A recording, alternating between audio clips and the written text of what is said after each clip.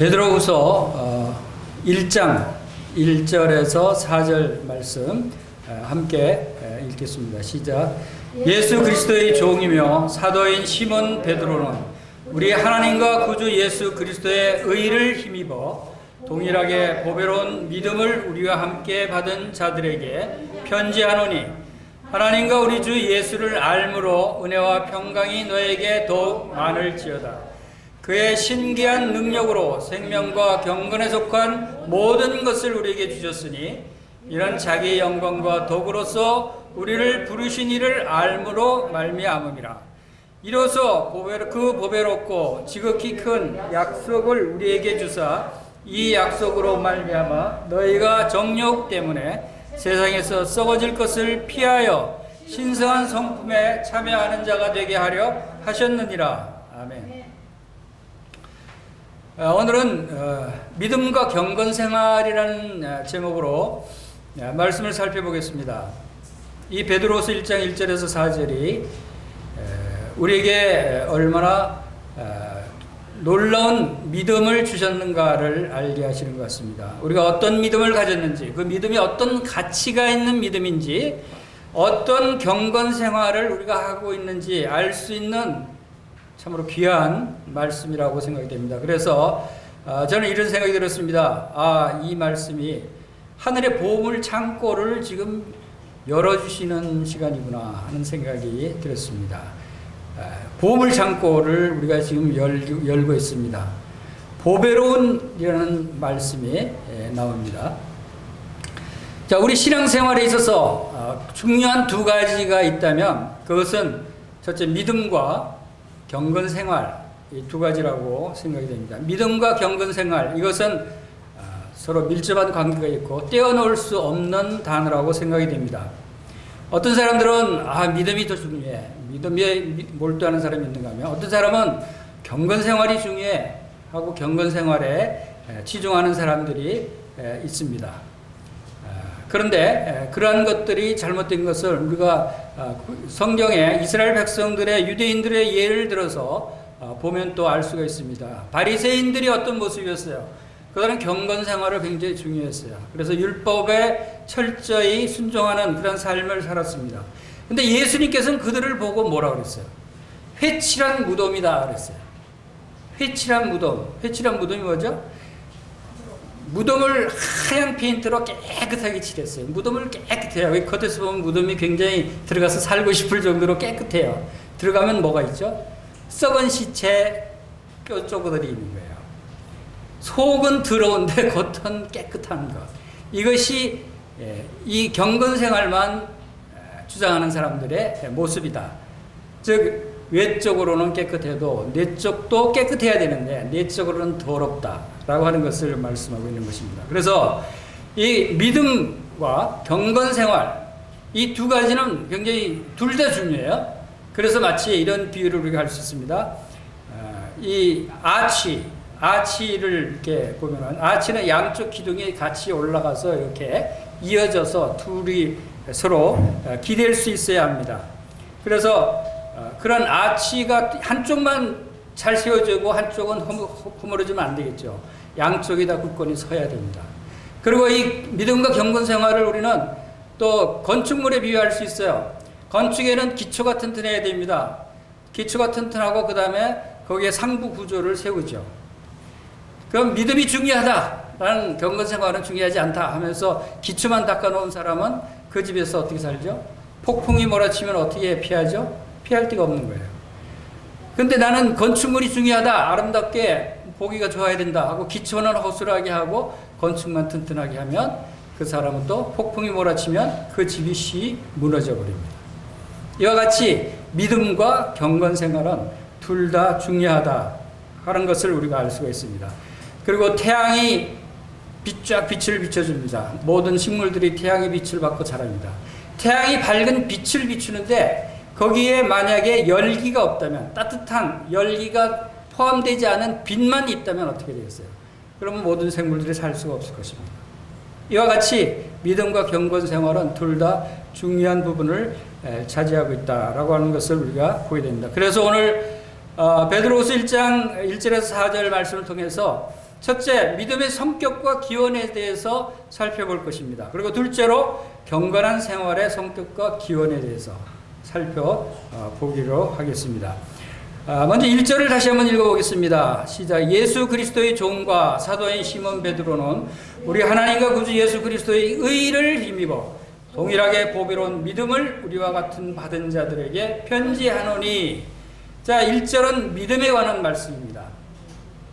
우리가 이 본문 말씀을 펴놓고 잘 기억하시기 바랍니다. 그리고 2절, 3절을 읽어보겠습니다. 시작. 하나님과 우리 주 예수를 알므로 은혜와 평강이 너에게 더욱 많을지어다. 그의 신기한 능력으로 생명과 경건에 속한 모든 것을 우리에게 주셨으니 이는 자기의 영광과 덕으로서 우리를 부르신 자를 알므로 말미암음이라 하면서 경건 생활의 중요성에 대해서 말씀하고 있습니다. 자, 그럼 믿음부터 시작해 보겠습니다. 믿음의 근원을 우리가 살펴보겠습니다. 믿음의 근원 1절 보겠습니다. 1절에서 믿음을 어떤 믿음이라고 표현했습니까? 동일하게 그리고 보배로운 믿음이다 라고 서술을 했어요. 자, 이것이 무슨 뜻인가를 우리가 알 필요가 있습니다. 그리고 믿음은 또 이 동일하게 보배로운 믿음을 우리와 같이 받은 자들에게 편지한다 그랬어요. 누구와 같이요? 우리가 누구예요? 이 글을 쓴 분이 누구죠? 사도 베드로. 베드로와 같이 받은 자. 그러면 베드로는 보배로운 믿음을 받은 사람이에요? 받지 않은 사람이에요? 베드로가 먼저 경험했어요. 베드로가 먼저 이 보배로운 믿음을 받은 경험을 가지고 있어요. 그리고 자기가 받은 이 믿음을 소개하는 거예요. 그리고 이 믿음도 성도들과 또 같이 받았다고 말하고 있는 것이죠. 여러분들도 이 보배로운 믿음을, 베드로 같은 믿음을 받으셨습니까? 네. 대답하신 분만 이 말씀이 해당되는 겁니다. 받지 않은 사람은 이 말씀이 해당되지 않는다는 거예요. 우리와 같이 받은 자들에게 편지한다고 그랬어요. 그럼 누구에게 편지하는 거죠? 이 보배로운 믿음을 받은 사람에게 편지하는 거예요. 받지 않은 사람은 해당 없어요. 그래서 아까 네 할 걸 이렇게 후회하시는 분들 다시 한번 여쭤보겠습니다. 여러분들도 이 보배로운 믿음을 받으셨습니까? 네. 여러분들에게도 이 편지가 쓰여진 겁니다. 오늘 드리는 말씀도 여러분에게 하시는 말씀이에요. 여러분들이 기억하시길 바랍니다. 그리고 이 믿음은 뭐라고요? 받은 것이다 그랬어요. 좀 여러분 좀 의아해하지 하지 않습니까? 믿음은 자기가 믿는 거예요? 받는 거예요? 자, 이것이 많은 사람들에게 혼동이 되는 부분이에요. 이것을 분명히 해야 돼요. 이것 때문에 믿음에서 왜 믿는다고 고백했다가 쉽게 후회하고 또 타락하고 세상으로 돌아가는 사람들이 왜 많이 일어나는가 하는 걸 생각해 봤어요? 이 부분에서 많이 걸려요. 자기가 믿었으니까 처음엔 좋아요. 그런데 우리 인간이 하는 모든 것들은 쉽게 변하고 쓰러지고 바뀌어요. 그런데 하나님께서 하시는 것은 절대 변하지가 않아요. 근데 이 믿음이 변하는 믿음이에요? 변하지 않는 믿음이에요? 내가 내 의지로 믿음을 행했다면 쉽게 변할 수 있다고 우리가 생각할 수 있어요. 내가 한 거니까. 그런데 베드로는 뭐라 그래요? 우리와 같이 받은 자들이라고 했어요. 전 이 말씀이 참 감사가 돼요. 믿음은 하나님께서 주셔서 내가 받는 것이구나.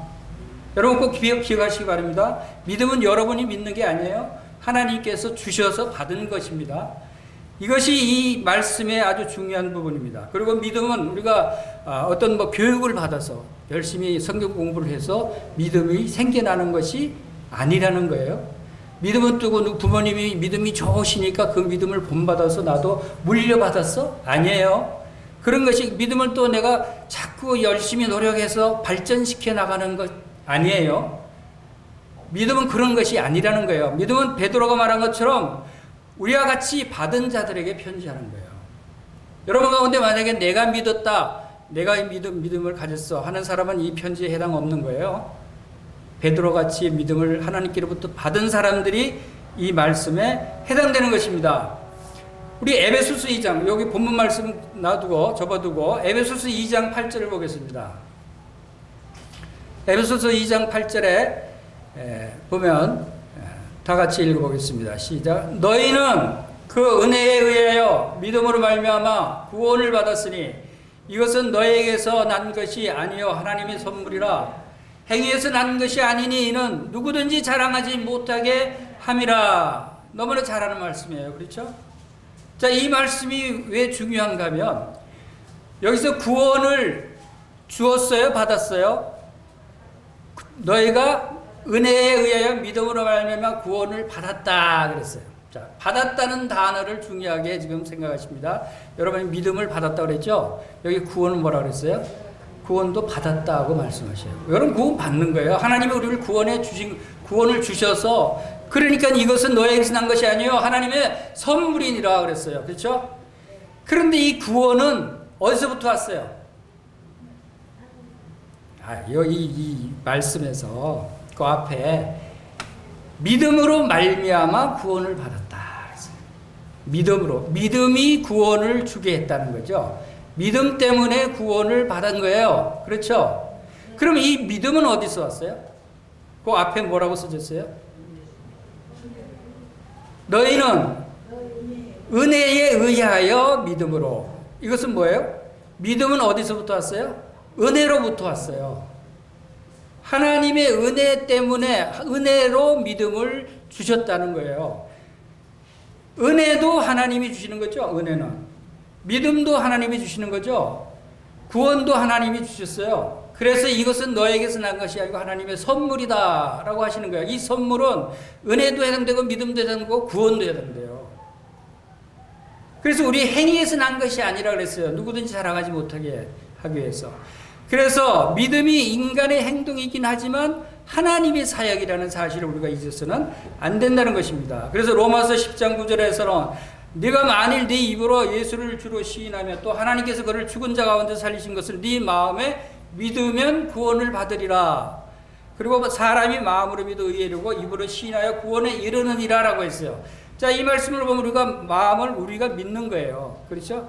우리가 믿는다고 표현했죠. 그런데 틀린 말은 아니에요. 그런데 그 마음도, 믿는 마음도 하나님의 은혜에 의해서 하나님께서 새롭게 열어주셔야 우리가 이 믿음의 행위를 할 수 있는 거예요. 그래서 믿음은 사람의 행동이다. 틀린 말 아니에요. 맞아요. 그러나 동시에 믿음은 하나님의 주시는 선물이기도 합니다. 하나님이 은혜로 믿게 하셔야 하는데 그 믿음은 우리의 마음에서 믿어지는 거예요. 좀 어려울 수 있어요. 그러나 이것은 중요한 내용이죠. 그래서 요한복음 6장 65절에 또 이르시되 그러므로 전에 너에게 말하기를 내 아버지께서 오게 하여 주시지 아니하시면 누구든지 내게 올 수 없다 하였노라 했어요.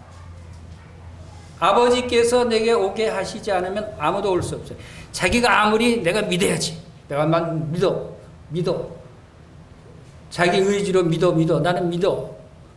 한다고 믿음이 되는 게 아니라는 거예요. 아버지께서 하나님이 오게 하셔야, 하나님이 믿게 하셔야 한다는 것입니다. 그래서 저는 이 말씀이 빌립보서 2장 13절 말씀하고 연계가 된다고 생각이 돼요. 그래서 빌립보서 2장 13절에는 너희 안에 행하시는 이는 하나님이시니 자기의 기쁘신 뜻을 위하여 너희로 소원을 두고 행하게 하시나니라고 말씀하셨어요. 이것은 우리 안에 행하시는 분은 하나님이셔요. 우리가 행하는 것은 전혀 없어요. 모든 것은 하나님이 행하셔요. 그런데 하나님은 무엇을 우리에게 원하시냐면 우리에게 소원을 갖기를 원하셔요. 우리가 바라는 마음, 믿고자 하는 마음, 우리의 소원을 가지면 그것을 하나님이 들어 응답해 주셔서 믿게 하시고 우리의 뜻을 이루어 주신다라고 하는 것입니다. 그래서 우리 안에 행하시는 이는 하나님이셔요. 모든 것은 하나님이 행하셔요. 하나님께서는 우리에게 믿고 싶어하고 예수님을 믿고 싶어하는 그런 마음, 갈망, 그 갈망이 없으면, 이 소원이 없으면 믿게 하시지 않으신다라고 하는 것입니다. 자, 그러면 믿음이 왜 보배로운 믿음이라고 했을까요? 이 보배로운 믿음이라고 하신 것은 하나님이 주신 믿음이기 때문에 보배로운 믿음이다라고 말씀할 수 있는 것입니다. 그래서 믿음이 무엇인가에부터 우리가 그 근원에 대해서 잠시 살펴보겠습니다. 믿음은 뭐예요? 히브리서 11장 1절에 뭐라고 그랬냐면 믿음은 바라는 것들의 실상이요 보지 못하는 것들의 증거라고 말씀하셨죠. 자, 그것은 곧 다시 말해서 믿음은 우리가 바라보는 미래를 보게 하는 거예요. 그리고 현재를 증거하고 믿음은 우리 영혼의 눈이다라고 말해요. 영혼은 보여요, 보이지 않아요? 보이지 않습니다. 영의 세계는 보이지 않는 세계예요. 이 보이는 세계, 보이지 않는 세계가 있는데 이 보이는 세계에서 보는 것은 무엇이 보게 합니까? 우리 눈이. 그래서 이 감각의 세계에서는 보는 것이 곧 믿는 것이에요. 근데 영의 세계에서는 믿는 것이 곧 보는 것이다. 영의 세계에도 볼 수 있다는 거예요. 그것은 믿음의 눈으로. 그래서 이러한 것들을 우리가 생각할 때 그 보이는 소망이 아니니 보는 것을 누가 바라려. 보이는 것은 우리에게 소망이 아니라는 것이죠.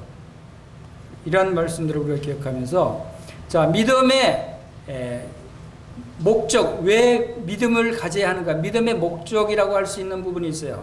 이 1절 말씀에서 우리 하나님과 구주 예수 그리스도의 의의를 힘입어 동일하게 보배로운 믿음을이라고 말씀을 하셨어요. 자, 여기서 하나님과 구주 예수 그리스도가 나옵니다. 이것은 하나님과 예수 그리스도 두 분 따로따로 말씀하시는 것이 아니라 여기서의 그 하나님과 예수 그리스도의 의의는 하나님과 예수 그리스도가 한 분이시다는 것을 나타내고 있는 거예요. 즉 그리스도는 하나님이시다라고 하는 믿음을 우리가 가져야 된다는 거죠. 예수 그리스도와 하나님은 별도의 다른 분이시다라고 하는 것은 믿음에 해당되지 않는다는 것입니다. 하나님과 예수 그리스도의 의의를 힘입어 동일하게 보배로운 믿음이다라고 했어요. 그래서 먼저 우리 믿음의 가장 중요한 것은 예수님을 믿는 것인데 그 예수님은 누구냐를 믿는 것이죠. 누구예요? 예수님이 하나님이셔요. 예수님은 삼위일체 하나님이시고 임마누엘이라는 예수님의 이름이 뭐라고 그랬죠? 하나님이 우리와 함께 계신다. 예수님의 이름이 곧 하나님이 우리와 함께 계신다는 뜻이에요. 그래서 하나님은 예수님이고 예수님은 하나님이시다. 그래서 요한복음 1장 1절에 태초에 말씀이 계시니라 이 말씀이 하나님과 함께 계셨으니 이 말씀은 곧 하나님이시니라 라고 말씀하셨고 그리고 이 말씀이 14절에 가면 이 말씀이 육신이 되어 이 땅에 오신 분이 예수 그리스도이시다 라고 말씀하셨어요. 그래서 믿음의 목적 바로 임마누엘 하나님이시다. 그리고 예수님도 우리에게 존귀와 경배를 받으시기 합당하신 분이시죠. 그렇지 않으면 예수님이 하나님이 아니시다면 예수님이 하신 말씀들을 우리가 다 믿을 수가 없어요. 하나님 외에 누가 우리의 짐을 지고 갈 수가 있어요? 하나님 외에 누가 우리의 구세주가 될 수 있어요? 하나님 외에 누가 어제나 오늘이나 동일하다라고 얘기할 수 있어요? 하나님 외에 누가 바로 계시록 1장 17절에 말씀하신 대로 두려워하지 말라 나는 처음이요 마지막이니 곧 살아있는 자라 내가 전에 죽었었노라 볼지어다 이제 세세토록 살아있어 사망과 음부의 열쇠를 가졌노라 라고 계시록 1장 17절에 말씀하셨어요. 예수님이 말씀하셨어요. 근데 하나님이 아니시라면 예수님이 하나님이 아니시라면 어떻게 이렇게 말씀할 수가 있어요? 어떻게 사망과 음부의 열쇠를 가질 수 있어요? 어떻게 처음이요 마지막이라고 할 수 있어요? 하나님만이 알파와 오메가요 처음이요 마지막이라고 말씀하실 수 있는 거예요. 예수님은 바로 하나님이시다 하는 것입니다. 그 하나님이 육신으로 나타나신 분이 예수님입니다. 그분이 예수 그리스도시고 그분이 우리의 대속 제물 되셨고 그분이 우리의 죄를 짊어지시고 우리를 생명과 영광으로 인도하신 우리의 구원자이시다 라고 하는 사실을 여러분들이 받아들여야 되는 것입니다. 이 예수 그리스도를 여러분이 구원의 주로 받아들이셨습니까? 바로 그렇지 않으면 여러분들은 이 보배로운 믿음을 가졌다고 얘기할 수가 없는 것입니다. 바로 경건의 생활의 중요한 내용이 바로 이 내용이에요. 디모데전서 3장 16절에 경건에 관한 그 비밀을 말씀하시면서 하나님이 육신으로 나타난 바 되시고 영으로 의롭다함을 받으시고 천사들에게 보이시고 만국에 전파되시고 세상에 믿음 받으시고 영광 가운데 올려가신 이 예수님 이분을 믿는 믿고 이분에 대한 감사와 예배와 경배를 올리는 생활이 곧 경건의 생활이에요. 경건의 생활이 다른 것이 아니에요. 도덕적으로 경건하다고 경건한 것이 아니라는 거예요. 바로 예수 그리스도가 하나님이시고 우리의 구세주가 되시고 우리를 구원하시고 우리의 허물을 다 용서하신 분이시다. 이 사실을 믿고 받아들이고 그분께 예배를 드리는 삶, 이것이 경건의 삶이다 라고 하는 것을 말씀하시고 있는 거죠. 그것이 바로 그 믿음이 바로 보배로운 믿음이다 라고 표현합니다. 보배롭다고 하는 것은 무슨 뜻입니까? 가장 귀하다는 것이죠. 보석과 같다, 가치 있는, 여러분의 믿음이 이만큼 가치 있고 보배로운 믿음이라는 겁니다. 여러분 다 믿음을 가지고 계시죠? 여러분이 가지고 계시는 믿음이 보배로운 믿음이라는 거예요. 그냥 믿음이 아니에요. 예수라는 이름이 뭡니까? 예수. 자기 백성을 저희 지에서 구원할 자이심이라. 여러분, 예수, 이 이름이 얼마나 아름다운 이름입니까? 이 이름이 얼마나 귀한 이름이에요. 여러분, 예수님이라고 부르기만 해도 여러분은 예수님을 찬양하는 거예요. 나를 구원해 주신 분입니다 라고 얘기하는 거예요. 예수라고 부르기만 해도. 예수 이 이름만 불러도 여러분들이 하나님께 예배를 드리는 거예요. 그리고 그 예수 그리스도의 의를 힘입어서 우리가 동일한 믿음을 가졌다라고 말씀합니다. 우리가 갖게 된 의. 이 예수를 믿음으로 우리가 의롭다함을 얻었다고 했습니다. 이 의가 바로 이 하나님 되신 예수님의 의라는 거예요. 그래서 여호와 치드케누라는 단어가 있습니다. 여호와는 의로우신 분이시다. 여호와의 의를 나타내는 여호와 치드케누. 이것이 바로 우리의 의가 됐다라고 하는 것입니다. 이것은 예수님이 하나님이시다는 사실을 믿지 못하면 이루어질 수 없는 것입니다. 그래서 우리는 예수 그리스도의 의로 옷 입은 자들입니다. 예수 그리스도의 의로 옷 입으셨어요. 예수님의 의로 옷 입었다는 것은 얼마나 아름다운 옷을 입었다는 것을 말하는 것입니다. 여러분은 지금 아름다운 옷을 입고 계세요. 제가 볼 때 굉장히 아름다워요. 예수님의 옷을 입고 계시는 여러분들의 모습이 얼마나 아름다운 모습인지 몰라요. 영적인 눈으로 보면 그래요. 저도 아름답게 보이지 않습니까? 저도 예수님의 의로 옷 입었어요. 이것이 하나님의 우리에게 주신 놀라운 축복이다라고 생각합니다. 그리고 의를 힘입어 동일하게 보배로운 믿음을 우리가 받은 자라고 했었죠. 동일하다. 이 동일하게라는 단어가 또 중요하죠. 누구와 동일하게? 자, 다시 한번. 아까도 처음에 잠깐 말씀드렸어요. 여기서 동일하게 보배로운 믿음을 우리와 함께 받은 자들에게 편지하노니 그랬어요. 이 동일하다는 것은 바로 사도 베드로와 동일한 보배로운 믿음이다 하는 것이에요. 여러분, 베드로와 같은 믿음을 가지고 있다라고 하면 생각해 보세요. 기뻐요? 기쁘지 않아요? 나 같은 자가 어떻게 베드로와 같은 믿음을 가지고 있지? 얼마나 베드로 존경스러운 사도예요. 그렇죠? 얼마나 하나님 말씀을 순종하고 복음을 전하고 순교한 그 믿음의 용사 베드로. 그 베드로와 동일한 믿음을 가졌다는 거예요. 같은 믿음을 가졌다는 거예요. 여러분, 여기서 믿음에 대한 자부심을 가질 수 있어요. 그렇죠? 이 믿음을 가졌다는 것은 우리 모두 함께, 우리와 함께 받은 자들이라고 말씀하신 대로 우리 모든 성도들이 함께 이 동일한 믿음을 가진 자들이다라고 하는 것은 저 형제님이 보배라면 여러분도 보배예요. 어느 한 형제님이 산을 들어서 바다에 빠뜨릴 수 있다고 한다면 여러분도 그렇게 할 수 있다는 거예요. 여러분, 나무 뿌리를 뽑아서 바다에 던져놓는 믿음이 큰 믿음만 가진 사람만 할 수 있는 일이 아니에요. 누가복음 17장 6절에 말씀하신 대로 너에게 겨자씨 하나일 만한 믿음이 있어도 바로 뽕나무대로 뿌리가 뽑혀서 바다에 심겨라 해도 할 수 있다는 거예요. 겨자씨가 얼마나 큰 믿음일까요? 겨자씨, 눈에 보이지 않을 정도로 아주 작은 믿음만 있다면 그렇게 할 수 있어요. 그리고 여러분 다 작은 믿음 갖고 있잖아요. 갖고 있잖아요. 그렇죠? 그럼 여러분들도 산을 옮길 수 있는 믿음을 가지고 있다는 거예요. 베드로와 같은 믿음을 가지고 있다는 거예요. 여러분 담대한 믿음을 갖고 계시고 이 믿음을 행하시길 바랍니다. 자, 그리고 여기 보배로운 믿음에 대해서 계속 우리가 말씀을 살펴보고 있는데, 이 얼마나 보배로운 믿음인가 하는 것은 바로 예수 그리스도께서 우리와 관계에서도 우리가 나타낼 수 있는 것이죠.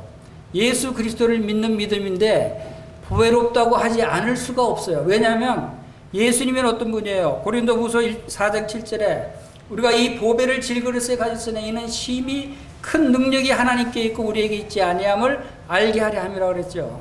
이 보배를 질그릇에 가졌다. 여러분의 질그릇 같은 여러분의 마음속에 이 보배를 가지셨어요. 보배가 누구라고요? 예수님.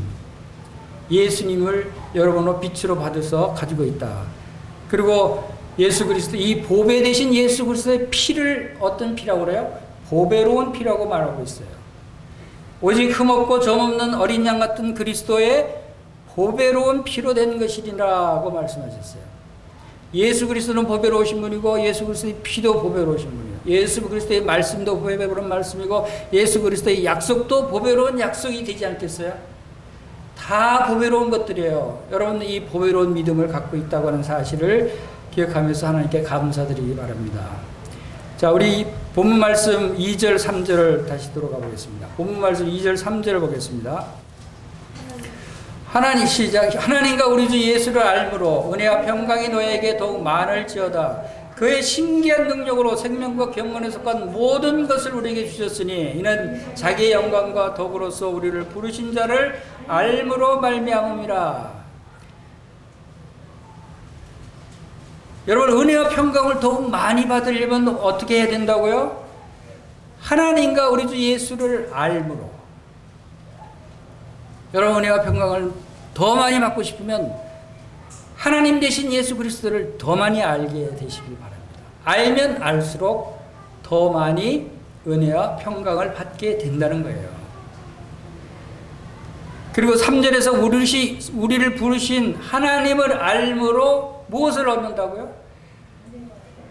3절 제일 끝에 우리를 부르신 자를 알므로 말미암음이라. 그런데 3절 전반에 뭡니까?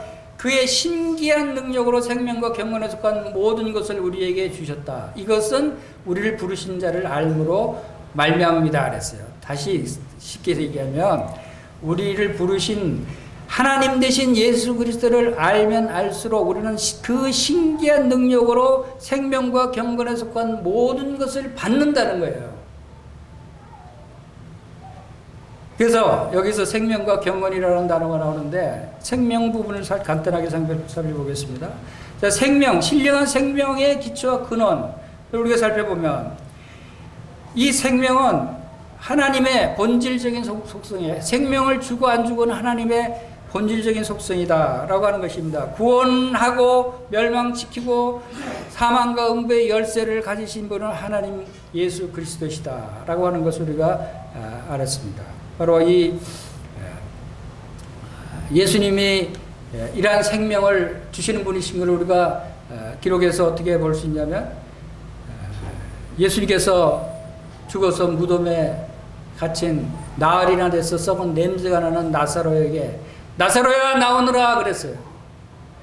그랬더니 죽은 나사로가 냄새나는 나사로가 살아서 걸어 나왔어요. 생명을 주시는 분은 예수님이라는 거예요. 주님이 말씀으로 여러분에게 영생을 주노라 했을 때 여러분들이 영생을 얻지 않았습니까? 여러분 영생을 얻었어요. 새로운 생명을 얻지 않았어요? 이 놀라운 능력이 주님의 말씀으로부터 나오는 것입니다. 바로 우리의 신앙이 우리 자신에게 시작된 것이라면 이런 능력이 나타날 수 없겠죠. 바로 하나님께서 이 믿음을 주셨기 때문에 하나님께서 이러한 일들을 행하실 수 있다라고 생각이 됩니다. 여러분은 영원히 살아있죠. 예수를 믿는 자는, 이 보배로운 믿음을 가진 자는, 이 생명을 받은 자는 영원히 살아났고 영과 혼과 육이 있어요.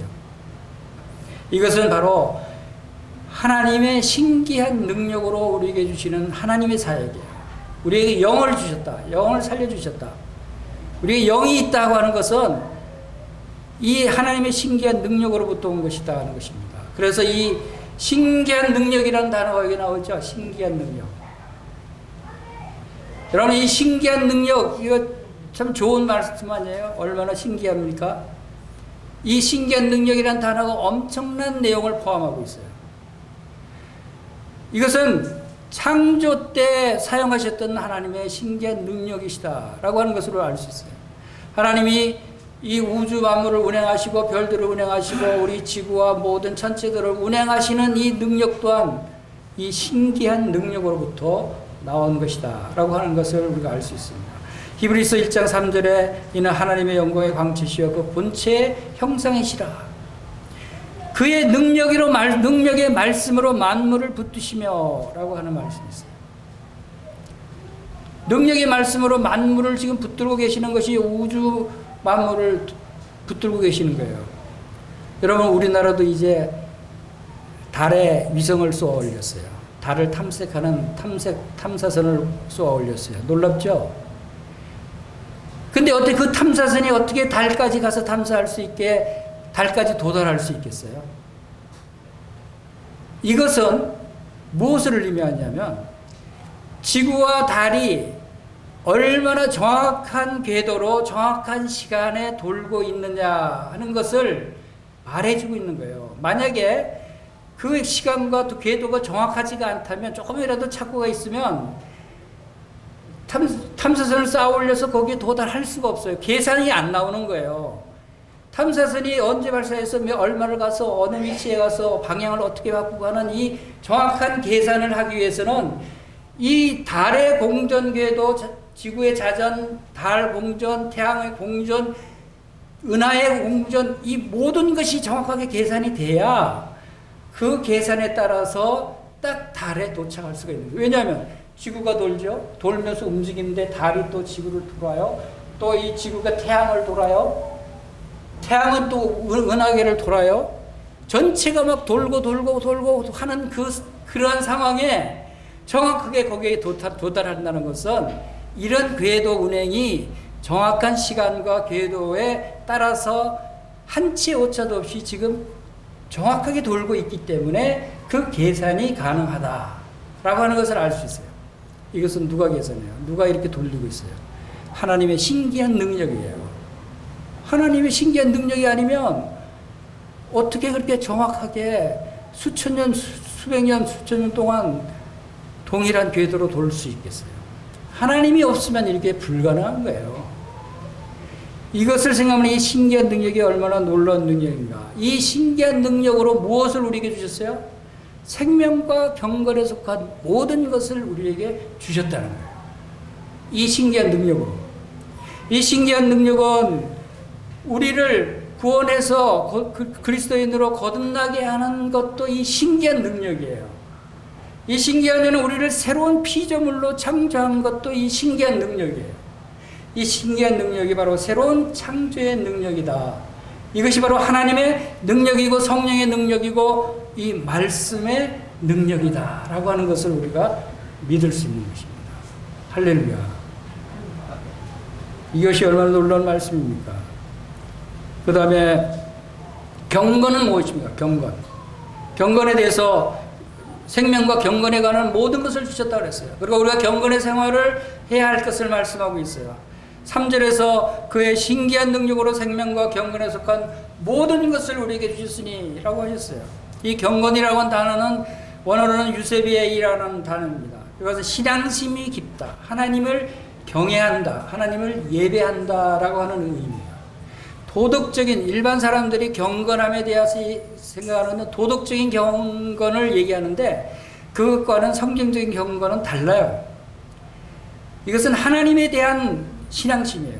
예배하는 모습이에요.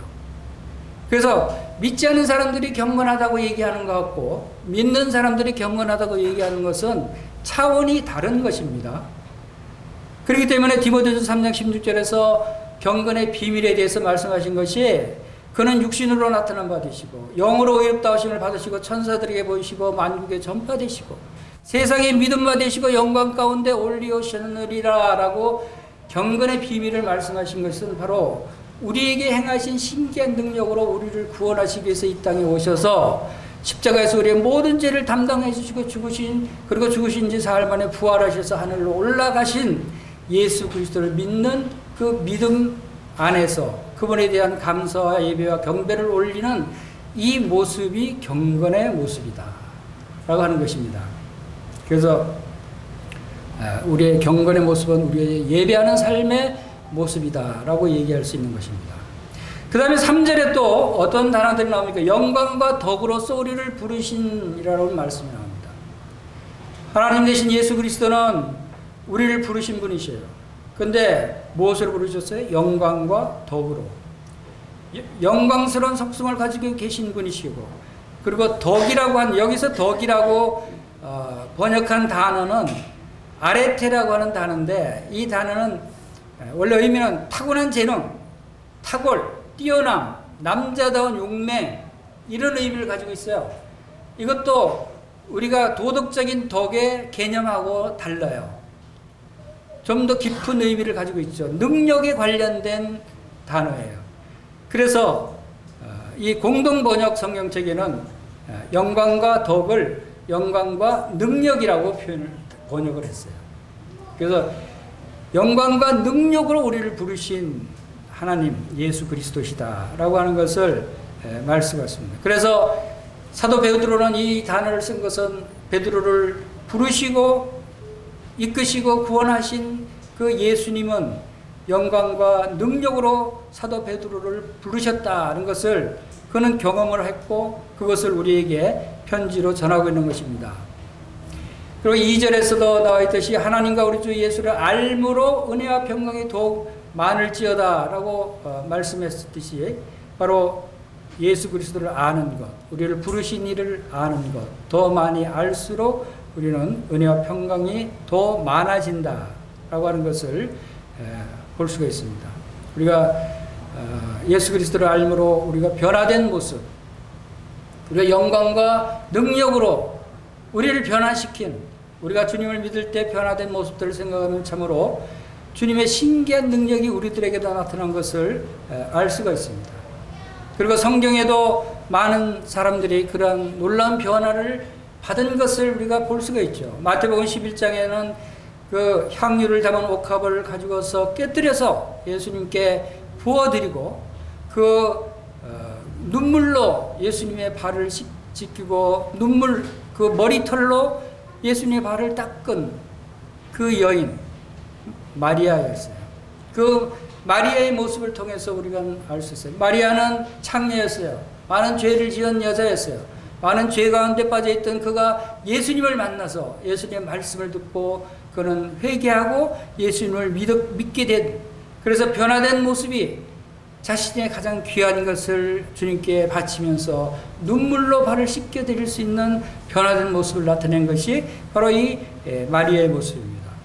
지금은 우리가 마리아에 대해서 뭐라고 얘기합니까? 여전히 그를 창녀라고 얘기합니까? 그렇지 않습니다. 그는 거룩한 여자가 된 거예요. 창녀였던 마리아가 지금은 어떤 사람이 됐어요? 예수 그리스도의 신부가 됐어요. 예수 그리스도의 신부, 얼마나 거룩하고 성결한 여인입니까? 이러한 변화된 모습을 나타낸 것이 마리아였습니다. 여러분, 다소의 사울이었던 바울 이야기도 여러분 잘 알고 있습니다. 바울은 살기가 등등해서 다메섹에 있는 그리스도인들을 잡아서 오게 가두기 위해서 다메섹으로 가는 도중에 하늘로부터 빛을 받아서 예수님을 만났어요. 그 앞에 꼬꾸라졌어요. 누구십니까? 나는 네가 핍박하는 예수니라 하는 음성으로서 사도 바울이 생각했던 예수님은 누구였어요? 그런 하나님의 아들도 아니고 부활하지도 않았다. 그러니까 예수님을 추종하는 제자들을 잡아다 오게 가둬야 된다 라고 하던 바울이 거기서 예수님을 만나고 완전히 바뀌어졌어요. 아니, 자기가 죽었다고 하던 예수님이 살아서 자기 앞에 나타났으니까 얼마나 놀랐겠어요. 그는 그가 꼬꾸라진 것입니다. 그 후로 그가 얼마나 변화됐어요. 그는 얼마나 열심을 했습니까? 그의 목숨까지 바치면서 주님을, 교회를 위해서 섬겼어요. 그는 매를 맞기도 하고 돌에 맞아 죽을 뻔도 하고 난파를 당하기도 하고, 그리고 자기 생명을 조금도 귀한 것으로 여기지 않고 주님을 섬겼던 그 사도 바울의 변화된 모습, 누가 이렇게 변화시켰어요? 신기한 능력이에요. 성령의 능력이 이렇게 사도 바울을 변화시켰다라고 하는 것을 보게 됩니다. 세리장이었던 삭개오를 보십시오. 삭개오도 그 많은 재산들을 다 나눠주는 사람으로 변했고, 에베소 사람들도 마술이 가는 책들도 다 불태워버리고. 여러분들은 어때요? 여러분은 얼마나 변했어요? 여러분 예수님 믿고 나서 변하지 않았어요? 변했잖아요. 여러분 자신을 들어보세요. 과거에는 얼마나 예수님을 저주하고 하나님을 믿지 않고 죄를 짓고 죄 가운데서 자기 욕심대로 살아갔던 우리 성도들 아니었어요? 지금은 그렇지 않잖아요. 지금은 이제 세상 사람들과 구별돼서 우리들 자신이 주님을 위해서, 교회를 위해서 주님의 말씀을 순종하는 그러한 놀라운 변화된 모습으로 주님께 예배하며 찬양하며 경배하는 그러한 주님의 성도들로 변화된 우리 자신을 바라봅니다. 이것이 바로 성령의 놀라운 능력으로 우리들에게 나타났다 하는 것입니다. 여러분이 이 같은 보배로운 믿음을 다 가지고 계시죠. 바로 이러한 믿음을 가지고 있다고 하는 것은, 보배로운 믿음이라고 하는 것은 여기 4절에, 우리 4절 보겠습니다. 4절에 또 어떤 보배로운 것이 나타나는가 하면, 4절 같이 한번 읽어보겠습니다. 시작. 이로써 그 보배롭고 지극히 큰 약속을 우리에게 주사 이 약속으로 말미암아 너희가 정욕 때문에 세상에서 썩어질 것을 피하여 신성한 성품에 참여하는 자가 되게 하려 하셨느니라. 여기 보배롭고 지극히 큰 약속, 약속에 대한 서술이 이렇게 놀라운 서술입니다. 보배로운 약속이 아니라 거기에다 지극히 큰 약속이라고 그랬어요. 이것은 매우 이 두 단어를 사용하기에는 굉장히 쉽지 않아요. 흔하지 않은 사용법이에요. 왜냐하면 보배로운 것은 큰 게 없어요. 보배로운 보석, 다이아몬드 커요, 작아요? 작고 귀하고 조금 있는 것들이 보배로운 것들이에요. 근데 또 아주 큰 것들은 뭐 있어요? 아주 크다. 바위 같은 거 크고 얼마나 많아요. 이 큰 것들과 보배로운 것들이 어울리지 않는 거예요, 원래는. 그런데 이 약속은 뭐예요? 보배롭기도 한데 또 커요. 지극히 커요. 얼마나 풍성해요. 다이아몬드, 보석, 이런 것들이 엄청 큰 것을 우리에게 주셨다는 거예요. 요만한 걸 주신 게 아니라. 저는 이 단어를 보고 참 놀랐어요. 그래서 참 주님께서는 풍성하신 분이시다 라고 하는 것을 알게 됐습니다. 무한히 크고 무한히 보배로운 약속이라는 것을 우리에게 나타나고 있다 하는 것입니다. 그리고 우리에게 주신 이 놀라운 보배롭고 지극히 큰 약속들은 어떤 약속들인가 하는 것을 살펴보면, 그것은 바로 우리에게 의의를 약속해 주셨어요. 그리고 그 다음에는 화목해 하신 약속을 주셨어요. 예수 그리스도의 피로 말미암아 우리가 멀리 떨어져서 원수되었던 우리를 부르셔서 화목해 하셨다. 이것은 참으로 보배로운 약속 아닙니까? 그리고 그 다음에는 상속자의 약속을 우리에게 주셨어요. 상속자의 약속은 우리가 하나님의 자녀면 그 유업을 이을 자라고 그랬어요. 자녀이면 상속자 곧 하나님의 상속자, 유업을 이을 자라고 말씀하셨어요. 여러분, 이것은 약속입니다. 여러분들이 하늘의 상속자라고 하는 놀라운 은혜를 생각하시기 바랍니다. 그리고 우리를 보호해 주신다는 약속을 주셨어요. 두려워하지 말라, 내가 너와 함께함이라, 놀라지 말라 라고 말씀하십니다. 우리를 보호하시는 약속을 주셨어요. 그리고 우리의 부활을 약속해 주셨어요. 우리는 부활할 사람들입니다. 호령과 천사장 소리와 하나님의 나팔로 하늘로 쫓아 강림하실 때, 주님께서 강림하실 때 주 안에서 잠자는 자들이 먼저 일어나고 그 후에 살아남은 우리도 공중으로 끌어올려서 공중의 주를 영접하게 하시는 이 부활의 약속, 얼마나 놀라운 소망의 약속입니까? 그리고 우리는 부활의 약속을 받고 하늘에 올라가서 주님의 보좌에 함께 하겠다고 하신 약속도 받았습니다. 하늘의 모든 것을 약속해 주셨어요. 새 예루살렘 성을 우리에게 약속해 주셨고, 황금으로 만든 집을 약속해 주셨고, 황금빛과 영광의 거리에 낙원의 그 나무들, 생수의 강, 영원한 축복들, 이 하늘에 있는 모든 것들을 우리에게 약속해 주신 이 약속이 보배롭고 지극히 큰 약속이 아니겠습니까? 여러분 마음이 풍성해지지 않아요? 고린도전서 2장 9절에는 하나님이 자기를 사랑하는 자들을 위하여 예비하신 모든 것은 눈으로 보지 못하고 귀로 듣지 못하고 사람의 마음으로도 생각지 못하였 다함과 같으니라. 오직 하나님이 성령으로 이것을 우리에게 보이셨다. 우리 사랑하는 여러분들을 위해서 예비하신 이 모든 것들은 보이지 않아요. 귀로 들어보지도 못했어요. 마음으로 생각도 못했던 것 아닙니까? 이런 것들을 성령께서 그 신기하신 능력으로 우리에게 보이게 이 보배로운 믿음을 주신 거예요. 이 믿음이 얼마나 보배로운 믿음입니까? 이 믿음을 우리가 볼 수 있다고 하는 것입니다. 그래서 믿음은 바라는 것들의 실상이요 보지 못하는 것들의 증거다라고 말씀하고 있는 것입니다. 우리에게 얼마나 보배로운 믿음을 주셨는지, 우리에게 얼마나 보배롭고 지극히 큰 약속을 주셨는지 이것을 여러분들이 생각하시길 바랍니다. 얼마나 값진 보석입니까? 얼마나 값진 훈장입니까? 얼마나 큰 부의 바다에 우리가 들어온 것 같은 생각이 들지 않습니까? 이보다 더 무엇을 더 원하겠습니까? 이제 더 이상 여호와는 나의 목자시니 내가 부족함이 없으리로다. 우리에겐 더 부족한 게 없어요. 이 얼마나 놀라운 유업들을 우리에게 약속해 주셨어요. 그러면 자 이제 마지막으로 이로써 4절에서 이로써라고는 단어로 시작됐어요. 이것으로 그것은 무엇 때문이랍니까? 무엇 때문에 이 보배를 주셨어요? 이 무엇 때문에 이 보석들 보배로운 것들을 주셨을까요? 그 목적이 무엇인가요? 그것은 이 약속으로 말미암아 너희로 정욕을 인하여 세상에서 썩어질 것을 피하여 신의 성품에 참여하는 자가 되게 하려 하셨다는 거예요. 이것들을 주신 목적이, 그 목적은 두 가지로 그렇게 얘기할 수 있어요. 첫째, 여러분이 신의 성품에 참여하는 자가 되는 것입니다. 놀랍지 않아요? 신의 성품에 참여하는 자가 된다는 거예요. 둘째, 여러분이 세상에서 썩어질 것을 피하게 하는 것입니다. 물론 신의 성품에 참여하는 자가 되는 것은 하나님이 된다는 얘기는 아니에요. 그렇게는 될 수 없습니다.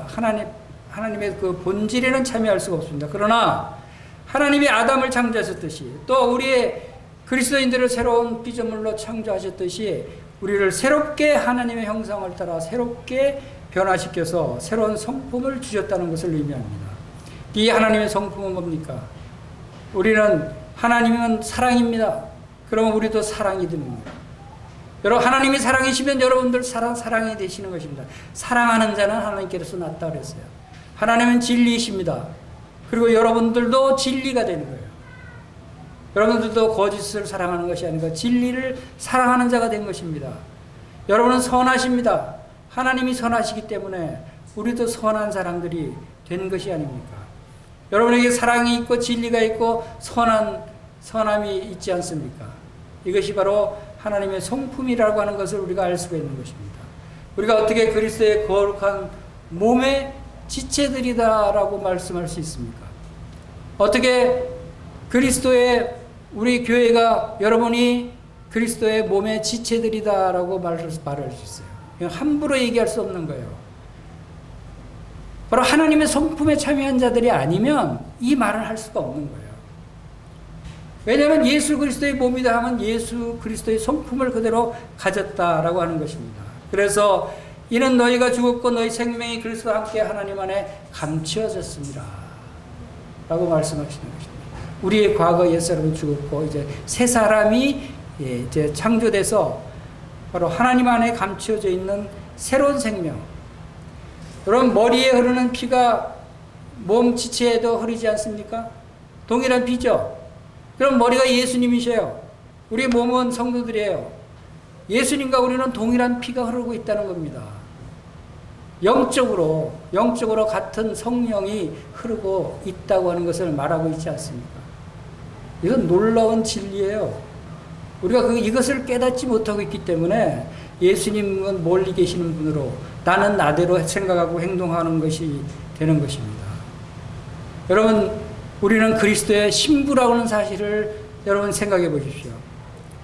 우리는 예수 그리스도 신부라고 하는 것은 그리스도의 성품에 동참하는 자라는 뜻입니다. 이건 하나의 놀라운 신비에 해당하는 것이죠. 그리고 또 다른 결과로서 정욕을 인하여 세상에서 썩어질 것을 피하는 것이라고 했어요. 살아있는 사람이 부패한 것에 살 수 있습니까? 천사는 막달라 마리아에게 이랬어요. 어째 산 자를 죽은 자 가운데서 찾느냐? 여러분, 살아있는 사람입니까? 영적으로 살아있죠. 그런데 여러분들이 죽은 자 가운데서, 죽은 무덤 속에 썩어져가는 죽은 자들 가운데서 살 수가 있어요? 겉은 회칠한 무덤같이 깨끗할지라도 그 속에서 살 수가 있어요? 살 수 없잖아요. 우리는 죽은 자들과 함께 살 수가 없어요. 구별된 자들이라는 거죠. 그래서 거룩한 자라고 합니다. 만약에 술 취한 그리스도의 신부들이다 라고 하는 얘기를 들으면 얼마나 창피해요. 여러분들 술 취해서 술집에 들락거리고 하면 술 취한 그리스도의 신부야 라고 하는 소리를, 손가락질을 받게 되지 않겠어요? 우리는 그리스도의 신부고 구별된 자들이고 거룩한 자들이고 신의 성품에 참여한 자들이다 라고 한다면 이제 썩어져가는 저 죽은 세상과는 구별되어야 된다는 것입니다. 이것이 바로 이 보배로운 믿음을 가지고 보배롭고 지극히 큰 약속을 가진 성도들의 모습이다 라고 하는 것입니다. 그래서 우리는 이 세상으로부터 구별되어야 되고 교만으로부터 구별되어야 되고 이 세상이나 세상에 있는 것들을 사랑하지 말라 그랬어요. 누구든지 세상을 사랑하면 아버지 사랑이 그 안에 있지 않다. 이 세상에 있는 것들은 육신의 정욕과 안목의 정욕과 이생의 자랑, 이것이 다 세상으로부터 온 것이지 아버지께로부터 온 것이 아니라는 것입니다. 하나님의 뜻은 바로 이 하나님의 약속이 있습니다. 여러분들은 하나님의 제사장입니다. 여러분들은 하나님이 세우신 왕들이에요. 왕은 뭐예요? 다스리는 자죠. 여러분 왕이에요. 여러분이 다스리는 자예요. 누구를 다스려요 지금? 여러분 자신을 다스려야 돼요. 여러분 자신도 다스리지 못하면서 어떻게 백성들을 다스리겠어요? 그렇죠? 여러분 자신을 다스리고 여러분의 정욕을 다스리시기 바랍니다. 여러분의 탐욕을 다스리기 바랍니다. 여러분의 부정과 악한 것들을 다스릴 수 있어야 돼요. 그래야 왕 같은 제사장들이 되는 거예요. 하나님의 택하심을 받은 사람들이고 하나님의 상습자들이고 바로 이러한 모습을 나타내는 경건의 생활은 바로 그리스도의 면류관이고 영광으로 하나님 앞에 나타나게 된다는 것을 보이고 있습니다.